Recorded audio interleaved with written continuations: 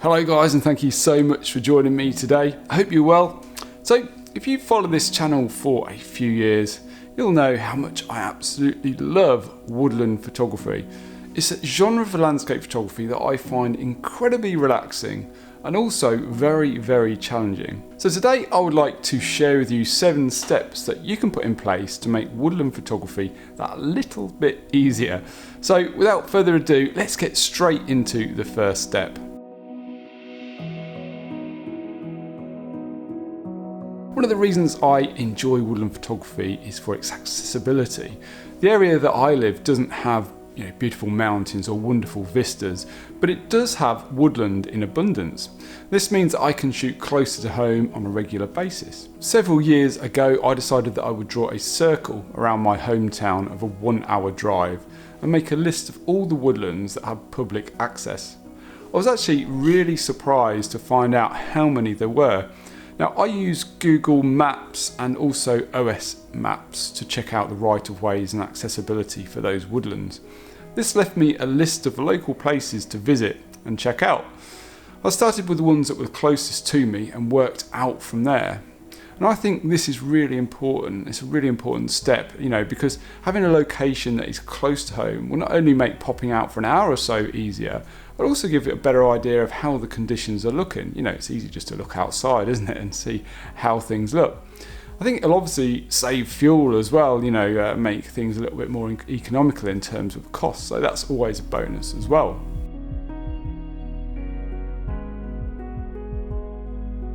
So we have our list of possible locations. The next step is to scout those locations. I think scouting is such a massive part of landscape photography, and it definitely shouldn't be overlooked, especially if you're looking to capture a really original image. I really enjoy scouting, and I usually do this with just my phone. Now I find that taking the camera out on a scouting mission can sometimes make me think more about capturing an image than actually trying to find one. So I use an app called the Magic Universal Viewfinder app that will allow me to see my field of view and also my focal length of the camera for the camera that I'm using. Now you can input any camera into the app, even film or large format. It will also take an image as well and save those focal length settings in your camera roll so you can view it later, which is really, really important. I use this app all of the time. It makes composing an image really, really easy. It does. So my scouting missions are usually very relaxed. Sometimes with my family, sometimes when I'm out with my dog. I try to stick to a small area of the woodland as well and really look for interesting angles and really hone in on the potential that given area has got. If that area has got potential, then I tend to make some notes in a Google Doc, and take plenty of different compositions actually with my phone, and this helps me make some decisions when I'm back home. I'm almost always allow myself an hour or so after every shoot that I go on as well to scout a new area. One thing I should mention about scouting is to not disregard a particular area after just one visit. Now I've made this mistake in the past and not gone back to an area because I didn't think it had much potential, but I was completely wrong. The woodland can look very, very different at different times of the year as the seasons change. Things grow and things fall and new possibilities arise, on a regular basis. So try to visit a location at different times of the year, and I'm 100% sure you'll be rewarded for that.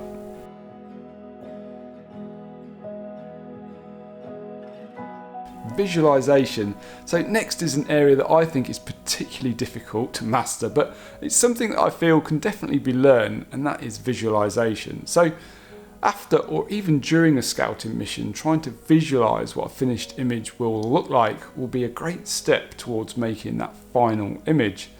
Now, there are many things that can come into play for making the final shot, conditions being one of them, but pre-visualising what the conditions would best suit a particular location or subject is key. Apps such as Photographer's Ephemeris are great for assessing where the light will fall at any given time. This can really help you to determine whether or not a subject will be backlit in, say, the morning or in the evening.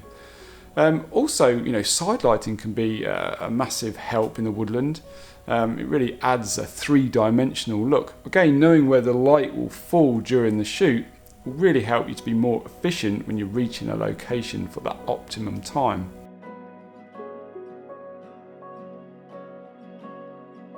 I think it's fair to say that conditions play a massive part in a successful woodland photography shoot.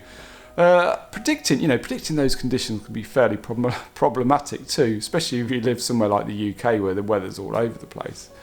I use an app called Clear Outside to help me predict the weather, but because I'm usually shooting locally, I find actually just getting up early and looking out the window to be the best option. For me, I've found the first few hours after sunrise to be the most rewarding. I think generally that's when the mist and fog tends to form, and also when the sun is a lot lower in the sky. Mist and fog can really help to add separation within the environment, making the background melt away and simplify the scene.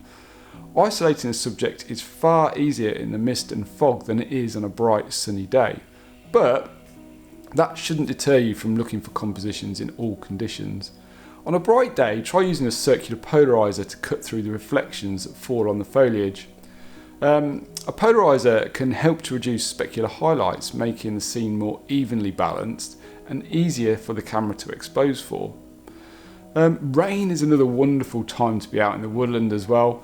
When those leaves are heavy and wet, they become more saturated in colour. The rain can also soften a scene as well, similar to mist, and help you to separate your subject from the background. I absolutely love being out on a rainy day in the woodland. I really love the sounds and the colours. I just find it so relaxing. During the winter, the woodland can also become quite drab and uninteresting, but it's also a time when the fog lingers longer and the frost clings to the branches. So use this to your advantage and look for intimate details within the woodland, and I'm sure you'll be rewarded. Before we move on to the next step, guys, I'd just like to thank everyone that has joined the Photographers Clubhouse. If you haven't had a chance to check it out yet, the link is up here and down in the description. So it's a place for like-minded folk to come together to learn, share and inspire one another in a relaxed environment. You'll also find my online photography classes over there too, so be sure to check it out if you haven't done so already. Your support is much appreciated. Anyway, on to the next step.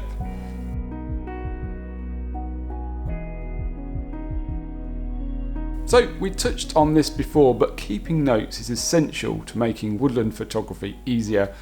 I just use Google Docs to add in some notes on a particular area. Now this could be to do with a location or a particular subject or potential ideas.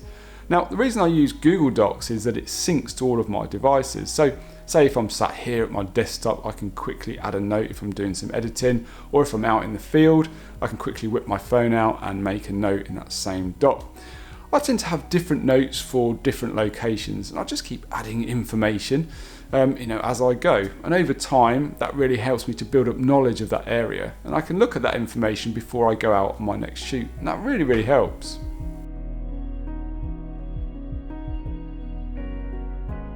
So revisiting a location, well, I can't stress enough how important it is to revisit a location if you think it's got potential. Taking shots of a particular tree through the seasons can be really interesting just as a project on its own.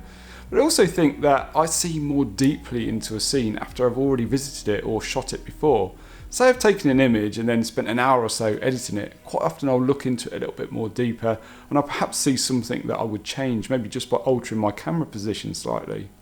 Eliminating, distractions from a scene can be more important than the subject itself sometimes. So building up your knowledge is really important. This year I've spent my entire autumn in one woodland, and every time I go I see something new. It only takes a misty shaft of light to completely change how a composition looks. Take these images here, without that light there isn't even a composition to photograph. So returning is definitely important.